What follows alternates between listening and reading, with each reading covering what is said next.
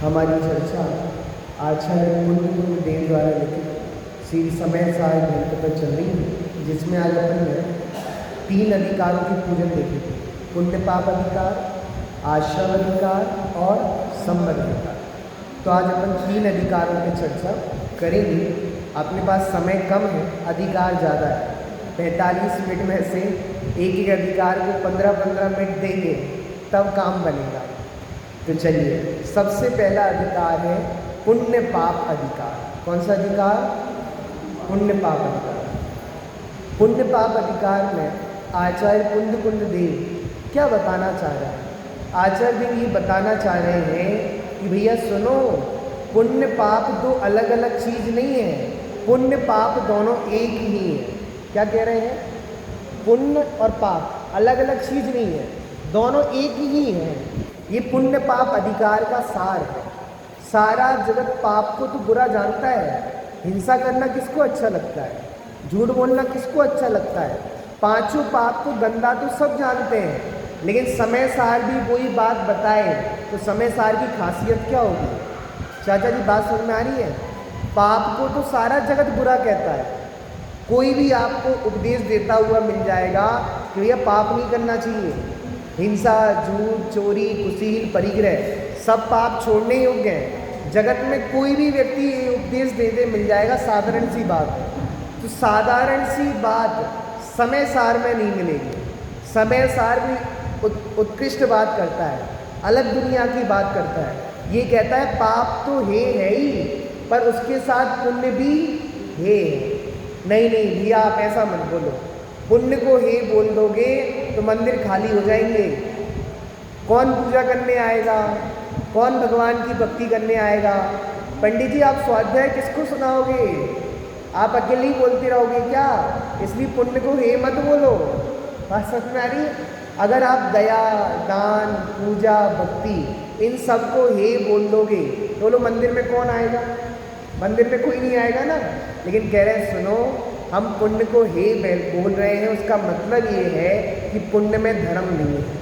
आप सोचो, मैं भगवान की बहुत भक्ति कर लूँ, बहुत पूजा करूँ और भगवान प्रसन्न हो जाएंगे और भगवान बोलेंगे बताओ तुम्हें क्या चाहिए, और कहेंगे लो तुम्हें हम मुक्ति देते हैं। मुक्ति मिलने वाली नहीं है। पुण्य से स्वर्ग तो मिल सकता है, पर मुक्ति मिलने वाली, खूब पुण्य कर लो, पुण्य से क्या मिलेगा? स्वर्ग मिलेगा। स्वर्ग संसार में है कि मोक्ष में है? संसार में ही है। पता है, अन्य दर्शनों में तो स्वर्ग के ऊपर कोई कल्पना ही नहीं है। आप जाओ वैष्णव दर्शन में, वो कहते हैं बैकुंठ चले जाना। कहाँ चले जाना? बैकुंठ। वहाँ भगवान की सेवा करना। हम मोक्ष में भी इसलिए जाए कि भगवान की सेवा करें, हमें नहीं चाहिए ऐसी मुक्ति। जैन दर्शन कहता है मुक्ति किसका नाम? जहाँ अनंत आनंद हो, अनंत सुख हो, अनंत प्रभुता प्रकट हुई हो, अनंत दर्शन, अनंत ज्ञान, अनंत सुख, अनंत वीर। ऐसी दशा का नाम मुक्ति है। हम मोक्ष में जाके भी भगवान की सेवा करें, वो मोक्ष नहीं हो सकता। समझ में आ रही है? तो पुण्य पाप अधिकार का मतलब ये है, उसका प्रयोजन ये है कि आचार्य कहना चाह रहे हैं पाप तो बुरा है ही, पुण्य भी, बोलो, पुण्य भी बुरा है।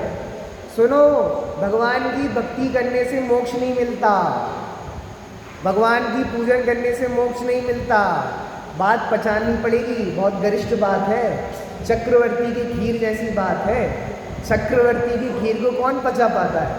चक्रवर्ती के सिवा कोई नहीं पचा पाता। ऐसे ही पुण्य भी हे है, इस बात को कौन पचा पाएगा? जिसे चैतन्य चक्रवर्ती की महिमा आई, बात समझ में आई? चैतन्य चक्रवर्ती की महिमा आए बिना पुण्य में हे बुद्धि नहीं आ सकती, और जब तक पुण्य में हे बुद्धि नहीं आएगी तब तक 3 काल में मोक्ष होने वाला। यहाँ नाटक समय सार में पंडित बनारसी दास जी ने बड़ी सुंदर चर्चा की, ओपन चर्चा करेंगे। सबसे पहले आचार्य ने उदाहरण दिया, वे गाथा पढ़ते हैं, कुछ गाथा का टेस्ट भी लेना चाहिए। प्रसिद्ध गाथा, पेज नंबर 67, गाथा नंबर 146। पेज नंबर कितना है? 67, गाथा नंबर 146। आचार्य कुंद कुंद देव क्या कह रहे हैं वो देखते हैं। ज्यो लोहे बेड़ी बांधती, त्यों स्वर्ण की भी बांधती, इस माती सोवे असुर दोनों कर्म बेड़ी। ओ सुनो, लोहे की बेड़ी भी किसका काम करती है? बांधने का। ज्ञानेश भैया, लोहे की बेड़ी है वो भी क्या काम करेगी? बांधने का। और सोने की बेड़ी, बोलो, सोने की बेड़ी भी क्या काम करती है? बांधने का काम। लेकिन सोने से बंधे होने पे कोई बंधा अनुभव नहीं करता। बोलो, हार पहने हुए हम, लगता है बंधे हुए हैं। चाचा जी, चैन पहने हुए लगे बंधे हुए हैं। सोने के बंधन को कोई बंधन ही नहीं मानता। जंजीरों से बंधे हुए हो तो लगता है बंधे हैं, और सोने के आभूषण पहने हुए, बोलो कंगन पहनना बंधा होना नहीं है तो क्या है? बोलो, बंधे नहीं है, जंजीर ही है, लगती नहीं है। इसलिए आचार्य कुंद कह रहे हैं, कुंद कुंद देव कह रहे हैं, सुनो, पाप भी बंद करता है और पुण्य करने से भी क्या होता है? बंद होता है। 6 डाला में इतना सुंदर लिखा, राग आग दहे सदा ताते समामृत। कौन सा राग? अशुभ राग की शुभ राग? दोनों राग। बोलो, भगवान की भक्ति का परिणाम आ रहा है, वो भी राग है, और राग से मुक्ति नहीं होती। बोलो, हमारा धर्म कैसा है? बीत रागी धर्म है। यानी चाहिए कैसा धर्म है? राग भाव में धर्म मानना, जिन मत में मिथ्यात्व। राग में 3 काल में धर्म नहीं है, चाहे वो अशुभ राग हो चाहे वो शुभ राग। चलिए, ये गाथा अपन ने पढ़ ली, इसमें उदाहरण दिया आचार्य ने एक। अब मैं आपको नाटक समय सार में एक बड़ा सुंदर छंद है जहाँ शिष्य प्रश्न उठाता है कि महाराज, आप पुण्य और पाप को दोनों को एक नहीं कह सकते। क्या नहीं कह सकते विपिन भैया? पुण्य और पाप दोनों को क्या नहीं कह सकते? एक नहीं कह सकते, दोनों में बहुत अंतर है। तो आचार्य देव ने उसका उत्तर दिया। पहले शिष्य का पक्ष सुनते हैं। चलिए। संकलेश परिणामनि सो पाप बंद हुई, विशुद्ध सो पुण्य बंद हेतु भेद मानी। पाप किससे बंद होता है? संकलेश परिणामों से। और पुण्य का बंध किससे होता है? विशुद्ध परिणामों से। दोनों में अंतर है कि नहीं है? है ना? पाप कौन बांध रहा है? जब संकलेश परिणाम किए तो क्या बनेगा ज्ञानेश भैया? पाप। और विशुद्ध परिणाम किए तो क्या बनेगा? पुण्य। तो दोनों का हेतु में अंतर है ना? पाप का हेतु अलग है और पुण्य का हेतु अलग है। पुण्य को बांधने में विशुद्ध परिणाम कारण होते हैं और पाप को बांधने में संकलेश परिणाम। दूसरा, पाप के उदय साता ताको ही कटुक स्वाद, पुण्य उदय साता मिष्टे रस भेद जानिए। जब पाप का उदय आता है तो क्या होती है? असाता। मतलब असाता का मतलब दुखी होता है। और पुण्य का उदय आता है तब क्या मिलती है? साता। नाम कितने सुंदर हैं, साता और साता।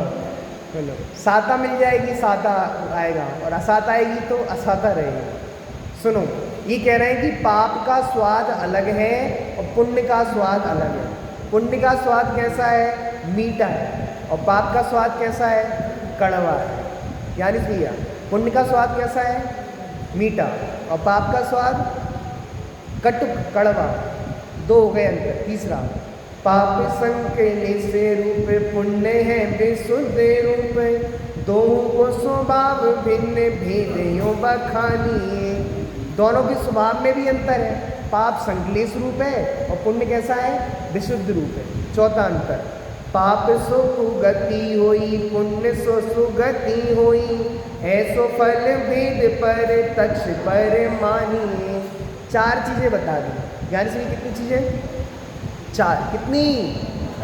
चार। कौन कौन सी? पहली चीज है, पुण्य का बंध किससे होता है? बोलो, विशुद्ध परिणाम से। पाप का बंध किससे होता है? संकलेश परिणाम से। तो दोनों का कारण अलग अलग हो गया ना। पहला, शिष्य का प्रश्न है। किसका प्रश्न है? शिष्य का। शिष्य कह रहा है पाप का कारण अलग है और पुण्य का कारण अलग है। दूसरा, पुण्य का स्वाद अलग है और पाप का स्वाद अलग है। पुण्य का स्वाद कैसा है? बोलो, मीठा, मिष्ट।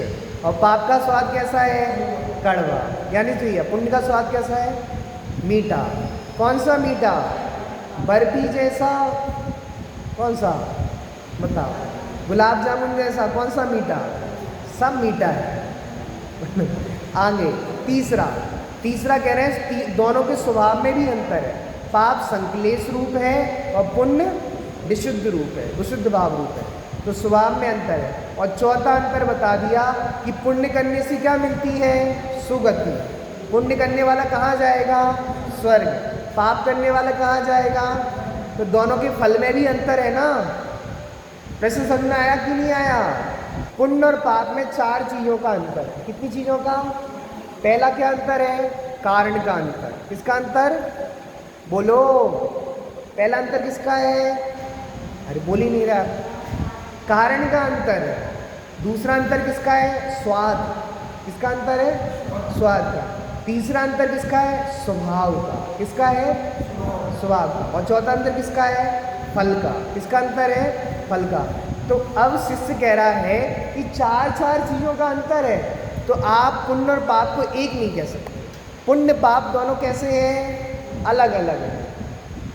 आप तो पुण्य पाप को जुड़वा भाई कह के आ गए। जुड़वा भाई का है पुण्य पाप को। चलो अब आचार्य देव उत्तर देते हैं। पाप बने पुण्य बंदे दोहु में मुक्ति नाई, कटुक मधुर स्वाद पुद्गल को पेकिए। पुण्य करो तो मुक्ति मिल जाएगी कि नहीं मिल जाएगी? 3 काल में नहीं मिलेगी। और पाप करने से तो मिलती ही नहीं है। संकलिस विशुद्ध सहज दोई कर्म चाले, कुगति सुगति जग जाल में विषय। चाहे कुगति हो चाहे सुगति हो, रहेगा तो 4 गति में ही ना, संसार में ही रहेगा ना। मुक्ति तो होने वाली नहीं है। इसलिए जो पुण्य पाप में अंतर किए गए हैं वो तो समझाने की अंतर है। लेकिन आप समय सार सुन रहे हो तो समय सार तो डंके की चोट पे बोलेगा कि पुण्य में 3 काल में धर्म नहीं हो सकता। चाहे बात आज मानो, कल मानो और अनंत काल बाद मानो। ये बात गांठ बांध के रख लेना कि पुण्य करने से 3 काल में धर्म नहीं होता। इन लोगों की मेंटेलिटी ऐसी है, जो पूजन करने लगे, थोड़ा स्वाध्याय करने लगे, तो हम कहते धर्मात्मा है। कौन है? बोलो कौन है? धर्मात्मा। अब सच पूछो, धर्मात्मा है कि नहीं? बिंदु भैया हम बोले कि धर्मात्मा है। विपिन भैया कोई पूजन करने लगा, रोज आप आते हो रोज पूजन करने, हम बोले विपिन भैया बहुत धर्मात्मा है। सच्ची बात की झूठी बात? ज्ञानेश भैया आप स्वाध्याय करने आए तो हम कहेंगे ज्ञानेश भैया बहुत धर्मात्मा है। सच्ची बात की झूठी बात? सुनो, बस तुम यहीं रुक गए तो फेल।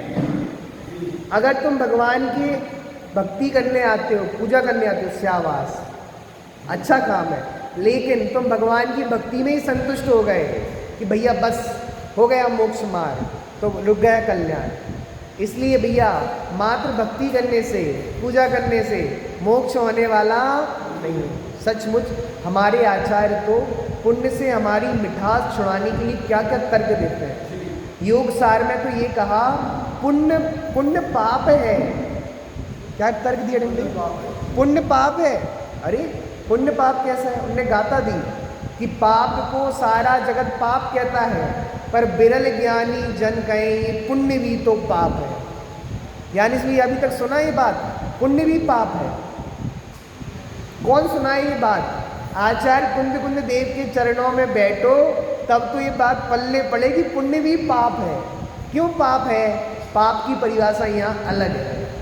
क्या अलग है? जो स्वरूप से पतित कराए उसे पाप कहते हैं। पाप किसे कहते हैं? पतित कराए, स्वरूप में नहीं जाने दे। तो जब तक भगवान की पूजा भक्ति होती रहेगी तब तक भी कहाँ नहीं जा पाएंगे? स्वरूप में नहीं जा पाएंगे। इसलिए पुण्य भी क्या है? पाप है। मैंने कल सुबह प्रश्न किया था, आज सुबह बोलो यानी ये प्रश्न आपसे, आप सफ़ेद कपड़ा कुर्ता पहन के आए, उस पर एक हल्दी का दाग लगा है और एक कोयले का दाग लगा है, कौन सा दाग अच्छा? वो ऐड वाले तो बोलते हैं दाग अच्छे हैं, दाग अच्छे हैं, अच्छे कि नहीं है दाग? भैया कोयले का दाग हो तो भी कैसा है? धोने योग्य है। और हल्दी का दाग हो तो वो भी धोने योग्य है।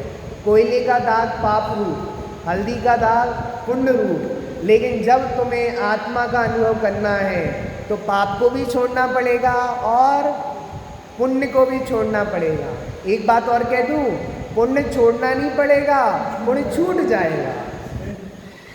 डिम्पी भैया, मंदिर में कितनी सीढ़ियां हैं अपनी? गिनी। विपिन भैया कितनी सीढ़ियां हैं? कितनी है? नहीं नहीं, एक साइड से 22 है ना। अब आप 22वीं सीढ़ी पे चढ़े तो 21वीं सीढ़ी छोड़नी पड़ेगी, छूट जाएगी? बोलो, छूट जाएगी। ऐसी जब आत्मा का अनुभव करोगे तो पुण्य छोड़ना पड़ेगा कि छूट जाएगा? छूट जाएगा। बस समझ में आई? तो पुण्य पाप अधिकार का सार इतना है कि पुण्य पाप दोनों कर्म है, धर्म नहीं है। पुण्य पाप दोनों एक जुड़वा भाई है, पुण्य से मुक्ति मिलने वाली नहीं है। प्रवचन सार ने ये कहा, डिम्बी सुबह गाता सुनाई थी, पुण्य पाप में अंतर नहीं है, जो न माने बात है, संसार सागर में भ्रमे, मद मोह से आच्छन्न। क्या कहा? पुण्य पाप में अंतर नहीं, जो न माने बात है। जो जीव पुण्य पाप में अंतर मानता है, निम्न भी है, क्या मानता है? कहता है पाप अच्छा, पाप बुरा है और पुण्य अच्छा है, ऐसा अंतर मानता है, वो जीव अनंत संसार में भ्रमण करता है। कुंद कुंद आचार्य लिख रहे, कहाँ लिख रहे हैं? कहाँ लिख रहे हैं? प्रवचन सार। एक और गजब का तर्क दिया प्रवचन सार में। विपिन भैया सुनना, पाप के उदय वाले नारकी दुखी है कि नहीं है? नारकी जीव को पाप का तीव्र उदय दुखी है कि नहीं है? ज्ञानेश भैया, लड़ाई झगड़ा कर रहे हैं, नारकी दुखी की नहीं? बोलो तो सही, नारकी दुखी की नहीं है? पुण्य के उदय वाले देव दुखी है कि नहीं है? जब पुण्य के उदय वाले दुखी, पाप के उदय वाले दुखी, तो पुण्य और पाप दोनों समान हुए कि नहीं? बोलो हाँ। कितना गजब का तर्क दिया कि सुनो, पाप के उदय वाले भी दुखी देखे जाते हैं, पुण्य के उदय वाले देव भी दुखी दिए जाते हैं, तो पुण्य पाप दोनों एक क्यों नहीं होंगे? क्योंकि दोनों का फल क्या है? दुख। तो जिनका फल दुख है वो दोनों एक क्यों नहीं होंगे? इसलिए दोनों जुड़वा भाई। कैसे भाई हैं? जुड़वा भाई है।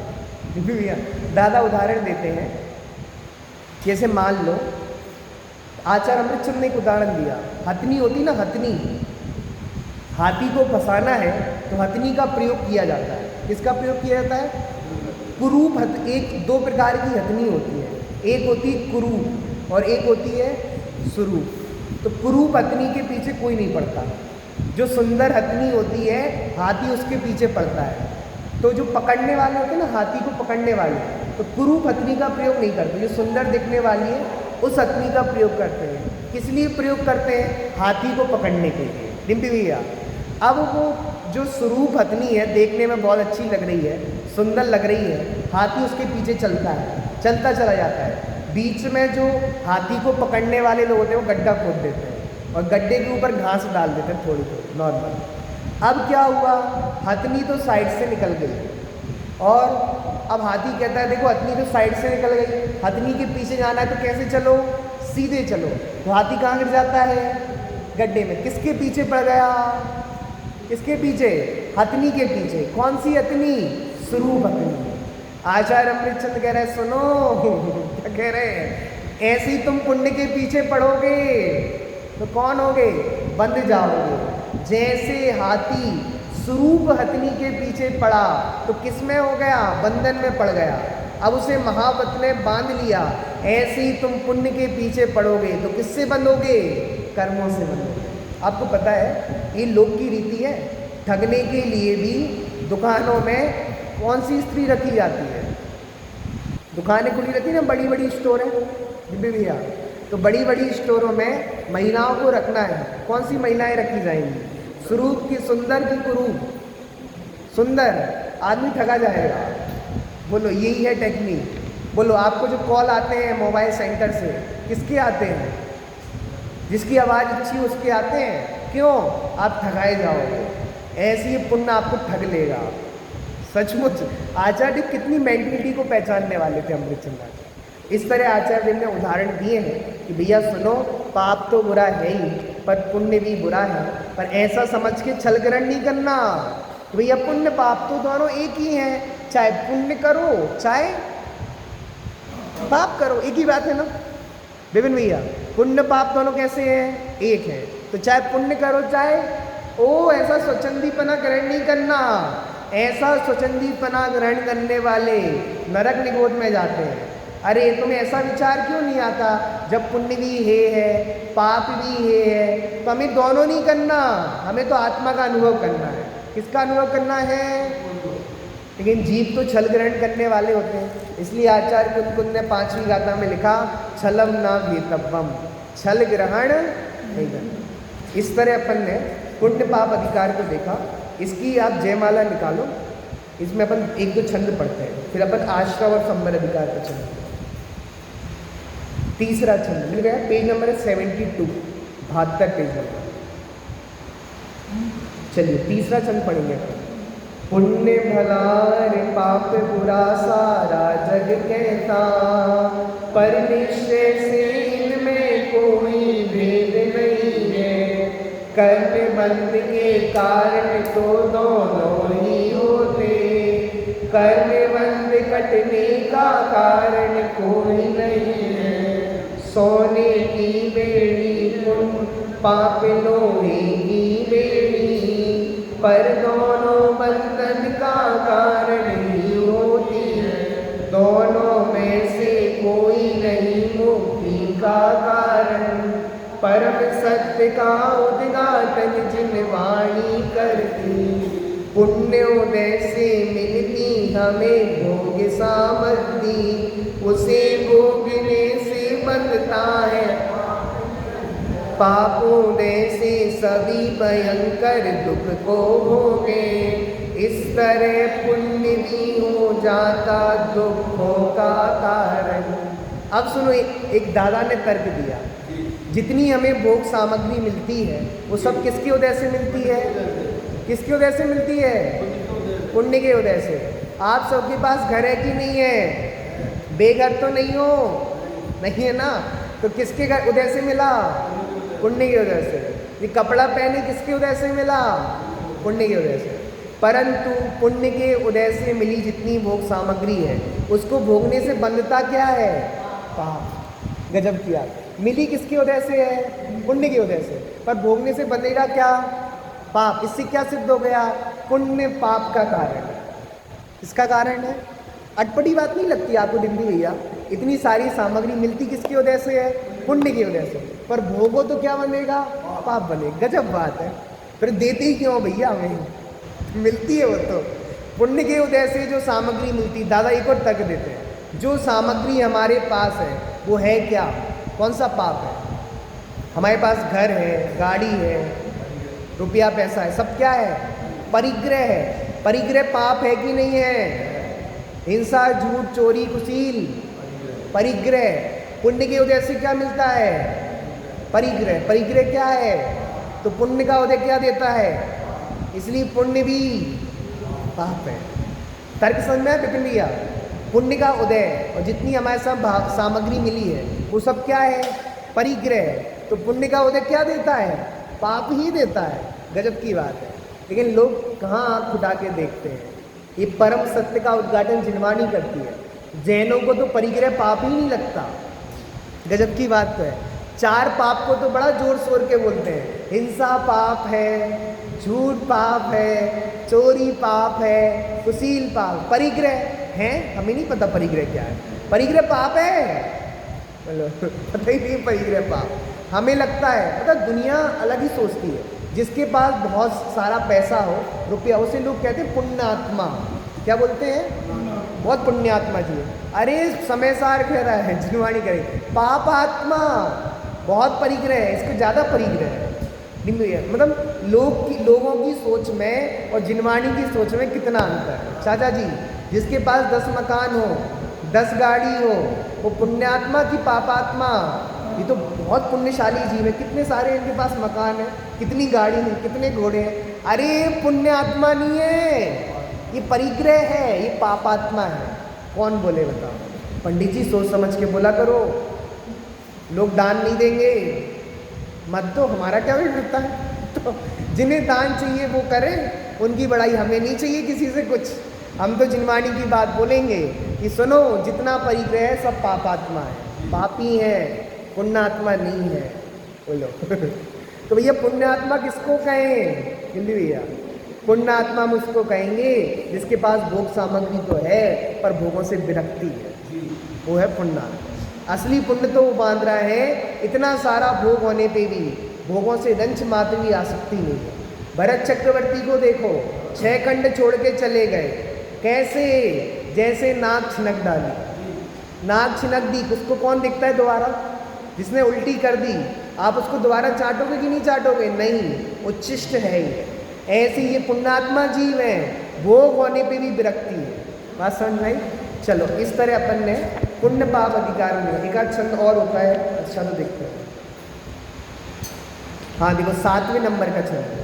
अरे पुण्य जो कर्म आज वह धर्म बन रहा, जो है पूर्ण ही किंतु आदि बन रहा। उपाधि तो एक मात्र बस भी तेरा था, परम धर्म है एक मात्र। चलो 9वें नंबर का छंद पढ़ते हैं, अपना पुण्य पाप अधिकार पूरा हो जाएगा। पुण्य पाप को त्याग कर धारो अपना भाव, पुण्य पाप अधिकार का इतना ही है सा।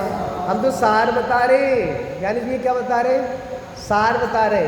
सार सार को गई रहे, थोता देव सबको भूल जाना, सार ग्रहण करना। चलो अब अपन चलते हैं आश्रव अधिकार पे और संबर अधिकार पे। कितना टाइम है? 5 मिनट। 5-10 मिनट में अपन सार देखते हैं संबर, आश्रव और संबर अधिकार। देखो, आश्रव अधिकार का सार कहना है तो एक शब्द, एक लाइन में कह सकते हैं, ज्ञानी निराश्रव होता है। क्या होता है भैया? ज्ञानी निराश्रव होता है। पूरे आश्रव अधिकार का सार ज्ञानी से ये क्या है? 4थे गुणस्थानवर्ती कौन है? निराश्रव। 5वें गुणस्थानवर्ती निराश्रव। सम्यक दृष्टि निराश्रव होता है। गजब, इतना तो बंद हो रहा है। कौन अंकल? 57 प्रकार का आश्रव होता है, लेकिन समय सार में कहीं भी आश्रव अधिकार में 57 प्रकार के आश्रव की चर्चा नहीं। किसकी चर्चा की? ज्ञानी निराश्रव है, ज्ञानी को आश्रव। अरे भैया, ज्ञानी को 41 प्रकृतियों का आश्रव रुका है, 41 दीदी भैया, 41 प्रकृतियों का आश्रव रुक गया। लेकिन इतनी सारी प्रकृतियां, उनका तो बंद हो रहा है ना। तो उन्होंने कहा सुनो, मोक्ष समय सार में अनंतानुबंदी को ही कषाय माना है। किसको कषाय माना है? अनंतानुबंदी चली गई तो ज्ञानी कौन हो गया? निराश्रव। कितनी जाने पे? भैया, एक कषाय चौकड़ी चले जाने पे क्या हो जाता है? निराश्रव। बाकी की 3 बची ना, अप्रत्याख्यानावरण, प्रत्याख्यानावरण, संजन, उनका क्या होता है? उनकी गिनती नहीं है। क्या नहीं है? सागर में बूंद की गिनती की जाती है क्या? जब पूरा का पूरा सागर ही चला गया, थोड़ी 2-3 बूंद बच गई तो क्या कीमत है बताओ। तो इस तरह आश्रव अधिकार में वो आश्रव की चर्चा की है। देखो, मैंने पढ़ते हैं, पेज नंबर निकालो आप, 86। जयमाला, आश्रव और संबर अधिकार। निकल गई 86। आश्रव भावे अभाव कर प्रगटे संबर भाव, आश्रव भाव विभाव है संबर भाव स्वभाव। आश्रव हे की उपाधि, बोलो हे है, छोड़ने योग्य है। तो आश्रव अधिकार में यही बताया, जो राग देश रूप परिणाम है उनसे कर्म बंद होता है। देख लिया, राग देश रूप परिणाम से तो कर्म बंद होता है, तो राग देश रूप परिणाम हे है, छोड़ने योग्य है, ग्रहण करने योग्य नहीं है। तो आश्रव को छोड़ दे तो क्या प्रकट होगा? संबर प्रकट होगा। क्या प्रकट होगा? आश्रव को रोकना क्या कहलाता है? संबर। आपने सुना कि नहीं सुना? क्या कहलाता है? नाव का उदाहरण सुना कि नहीं सुना? सुना कि नहीं सुना? पता है कैलाश चंद्र सिद्धांत शास्त्री बहुत बड़े विद्वान थे दिल्ली भैया, उनने लिखा कि गुरुदेव श्री जब तक नहीं आए थे तब तक हम नाव का ही मोक्ष कराते थे। किसका मोक्ष कराते थे?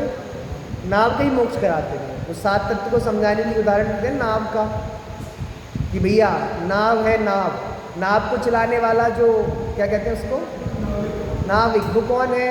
जीव। नाव कौन है? अजीब। अरे अजीब है, ये जीव है, जीव। ये जीव है कि नहीं है? अजीब है, जीव अजीब है।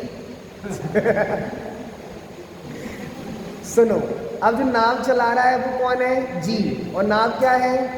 अजीब। क्लियर? अब नाव में छिद्र हो गया, उसमें से जल आ रहा है, वो क्या हो रहा है? आश्रव। क्या हो रहा है? अब पूरी नाव भर गई, क्या हो गया? बंद। अब उसने सोचा पूरी नाव भर गई, डूब जाएगी, मर जाएंगे, तो क्या करो? सबसे पहले छेद को बंद कर दो। छेद को बंद करने से नया पानी नहीं आया, तो क्या हो गया? संबर। ओ, किसको बंद करना है? छेद को। तो छेद को बंद करना क्या कहलाएगा? अच्छा, यही तो कह रहे हैं तुम नाव का मोक्ष कराते हो। ये आश्रम को रोकना है। किसको रोकना है? किसको रोकना है? चलो नाव पे ही चलते हैं अपन। अपन ने नाव का क्या बंद कर दिया? छेद। तो क्या हो गया? संबर। अब इतना सारा पानी बचा है, खाली भी तो करना पड़ेगा। बाल्टी ली, पानी खाली कर रहा है, क्या हो रही है? ले जा। और नाव पूरी खाली हो गई, क्या हो गया? किसका? नाव का। हाँ बोलो, मतलब अपना तो मोक्ष करानी नहीं है किसी को, किसका कराना है? तो पता कैलाश चंद्र सिद्धांत शास्त्री इतने बड़े विद्वान थे, उनने लिखा कि गुरुदेव श्री जब तक नहीं आए थे तब तक हम नाव का ही मोक्ष कराते थे। मोक्ष हो गया नाव का, भले आदमी अपना मोक्ष करना है। क्या नहीं, तो ये कह रहे थे ये उदाहरण है मात्र, मतलब पहले लोग प्रैक्टिकल जेनेटिक्स को नहीं जानते थे कि सात तत्व तो समझाते देते थे उदाहरण से, बस वही सात तत्व तो इतना ही समझाते, यहाँ नहीं घटाते थे कि तुम जीव हो, शरीर अजीब है, ये राग देश रूप परिणाम हो रहे, आश्रव है, उसकी कोई नहीं चर्चा करता था। बस उदाहरण को ही समझा देते थे कि भैया यही सात तत्व। अध्यात्म में आत्मा पे नहीं घटाते थे, इतना प्रैक्टिकल नहीं करते थे। घटाते भी थे तो प्रैक्टिकल नहीं करते थे पूरा। गुरुदेव श्री के आने से चेंज हुआ सब। चलो क्या कहा? आश्रव अधिकार में कहा है कि ज्ञानी निराश्रव है, ज्ञानी को किसी भी प्रकार का आश्रव नहीं होता। आश्रव हे है, छोड़ने योग्य है। तो आश्रव को हटाना है तो क्या करना पड़ेगा? बोलो, पानी को रोकना है तो क्या करना पड़ेगा? बंद करना पड़ेगा छेद को। ऐसे ही आश्रव को रोकना है तो क्या करना पड़ेगा? संबर करना पड़ेगा। तो संबर अधिकार में संबर की विधि बताई। अब सुनना, आप तत्वार सूत्र में जाओगे तो वहाँ संबर करने का पता क्या क्या कारण दिया? स, गुप्ति, समिति, धर्मानुपेक्षा, परिचय, चारित्र। संबर करना है तो क्या करना पड़ेगी? गुप्ति पालनी पड़ेगी, समितियों का पालन करना पड़ेगा। लेकिन पूरे समय सार में गुप्ति की चर्चा नहीं है, पालन की, समिति पालन की चर्चा नहीं संबर अधिकार में। किसकी चर्चा है? संबर अधिकार को आचार्य अमृतचंद कहते हैं भेद विज्ञान के अभिनंदन का अधिकार है। किसका अधिकार है? संबर अधिकार आप पढ़ो, हर साल संबर अधिकार तो पढ़ना ही चाहिए। ये इतने सुंदर कलश का अनुवाद किया, रोज संबर अधिकार का पाठ तो करो। इतने सुंदर सुंदर छंद हैं, सम्य दर्शन नहीं हो तो मुझसे ले लेना, इतने सुंदर सुंदर है। आपको 1-2 का टेस्ट कराते हैं संवर अधिकार के कलश का।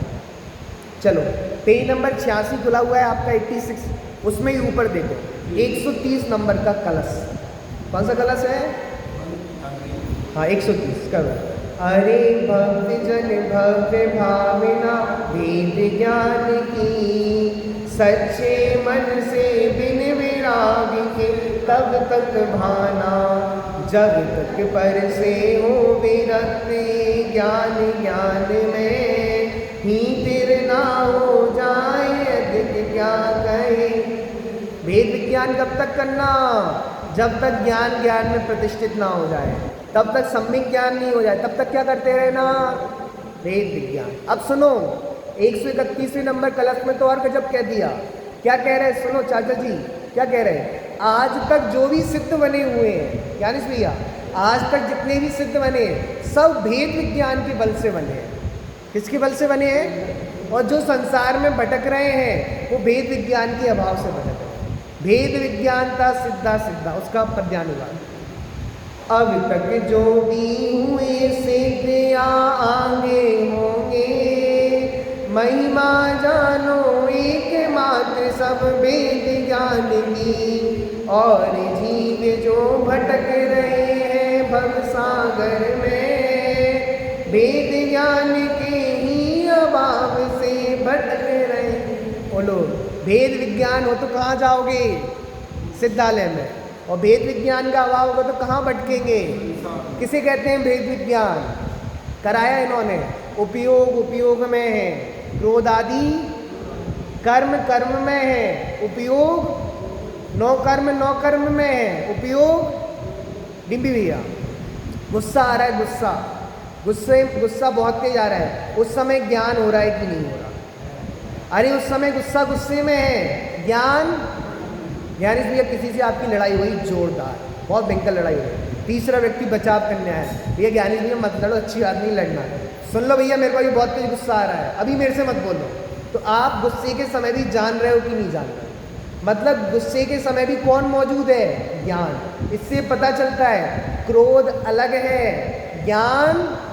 भैया आपसे एक प्रश्न करते हैं, अपन ने पानी गर्म कर दिया, बिल्कुल नहीं, पानी गर्म कर दिया, पानी बहुत तेज गर्म हो गया। अब उस गर्म पानी से घर में आग लग गई, आपके घर में गर्म पानी रखा है, आप गर्म पानी को आग में डालोगे तो अग्नि बुझाएगा कि नहीं बुझाएगा? अरे गर्म पानी है, कौन सा पानी है? अरे गर्म पानी होने दो, अभी भी उसमें शीतल स्वभाव मौजूद है, उस गर्म पानी को भी आग के ऊपर डालोगे तो आग बुझ जाएगी। ऐसे ही कितना भी गुस्सा आवे, कितनी भी कषाय होवे, मेरा उपयोग में है। क्रोध भेद विज्ञान करो, गुस्सा आता है वो मेरा स्वभाव नहीं है। किसका स्वभाव है?